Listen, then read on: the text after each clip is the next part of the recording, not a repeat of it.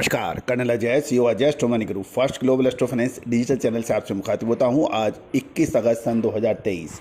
दोस्तों, आज के इस एपिसोड में हम चर्चा करेंगे अनाज का राजा गेहूं के बारे में। संपूर्ण जानकारी, राष्ट्रीय अंतर्राष्ट्रीय खबरें और पिछले सप्ताह की साप्ताहिक समीक्षा। पूरा शो ध्यान से सुने। दोस्तों, अजय एस्ट्रो मनी ग्रुप संभवतः देश का पहला एस्ट्रो फाइनेंस डिजिटल चैनल है जो कि आपको तेल, तिलहन, मसाला, कपास, गवार सीड, सोना चांदी, कच्चा तेल एवं स्टॉक मार्केट पर लगातार अपडेट और विश्लेषण देता है। भारतीय अनुसंधान पद्धति यानी इंडियन सिस्टम ऑफ एनालिसिस और फंडामेंटल एनालिसिस के संयुक्त प्रयासों से ये हम आप तक प्रस्तुत करते हैं। दोस्तों, 85 लाख से अधिक व्यू और 71,800 से अधिक सब्सक्राइबर इस बात की सूचक है कि आपने कितना प्यार और सम्मान हमें दिया है। जानिए पूरी रिपोर्ट विस्तार से। दोस्तों, पिछले सप्ताह गेहूं के बाज़ारों में कोई खास विशेष हलचल नहीं देखी गई। लगभग 10 रुपये का मामूली करेक्शन था। यदि हम दिल्ली गेहूं बाज़ार की देखें तो 2510 रुपये पे सोमवार को खुला था और शनिवार शाम को ये 2500 रुपये पे बंद हुआ, यानी लगभग 10 रुपये की मामूली गिरावट के ऊपर। इस सप्ताह दिल्ली लाइन की आवक अब तक 30,000 क्विंटल की रही और पिछले सप्ताह के मुकाबले 13,000 क्विंटल से घटी थी।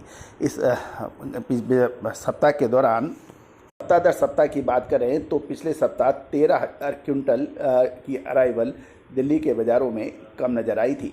तो दोस्तों, एक और महत्वपूर्ण बात यह है कि गेहूं के ऊपर सरकार के रूस से भी बातचीत की खबर मिल रही है और सस्ते दरों पर गेहूं की का इंपोर्ट होने की भी खबर पिछले सप्ताह बाज़ारों में चली। गेहूं का अगला सरकारी टेंडर 23 अगस्त को रखा गया है और गेहूं बाजार की एफसीआई में कि यदि हम टेंडरिंग की बात करें तो एफसीआई ने 8वें टेंडर में कुल 1.50 लाख टन गेहूं बेचने के समाचार मिले हैं। दोस्तों, एक और महत्वपूर्ण बात यह है कि आटा, मैदा, सूजी, गेहूं के भाव एक बार कुछ मामूली नरम हो रहे हैं, लेकिन आटा, मैदा और सूजी के भाव में बढ़त के हिसाब से गिरावट नहीं बन पा रही है। लेवाली कमज़ोर है पर आटा, मैदा और सूजी के भाव में कमजोरी नहीं है और मिल मालिक यदि कैपेसिटी को भी बढ़ाएं तब भी अभी भी उसकी पूर्ति होने के अंदर अब एक प्रश्न चुनने लग रहा है। सरकार द्वारा स्टॉक लिमिट के साथ साथ पोर्टल के ऊपर स्टॉक और एवं उसकी वेरिफिकेशन और चेकिंग की वजह से व्यापारी अभी भी दहशत में बताए जा रहे हैं। ट्रेडर्स और मिलर्स जब तक कोई सरकारी नोटिफिकेशन ना दिखाएं तब तक न्यूज़ जो है, क्योंकि अभी बाज़ारों में अफवाहों का बाज़ार गर्म है और सभी को ये सूचना दी जाती है कि कोई भी सरकारी सूचना या नोटिफिकेशन को वेरिफिकेशन करने के बाद ही उसके ऊपर अमल कराएं।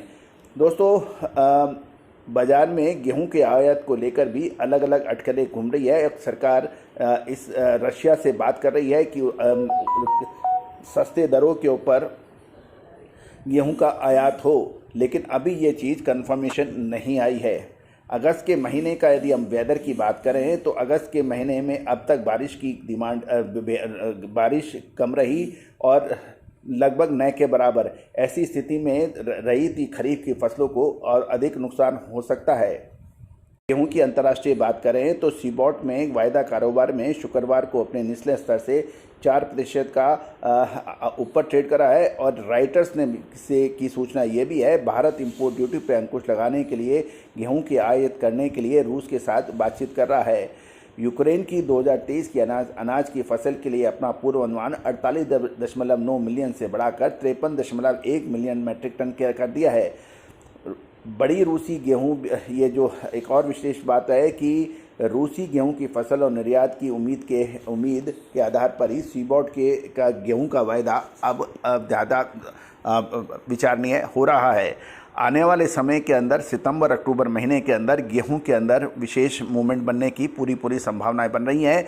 क्या ये तेज़ी का होगा या मंदी का, इसमें विचारणीय प्रश्न ये है कि सरकार द्वारा सख्ती, दूसरा सरकार द्वारा ओपन मार्केट में लगातार माल उतारना, तीसरा सरकार द्वारा रूस से घटी दरों पर गेहूं का आयात, ये एक ऐसी 3 इम्पॉर्टेंट बिंदु हैं जिससे गेहूं की तेज़ी को ब्रेक की संभावना बन सकती है।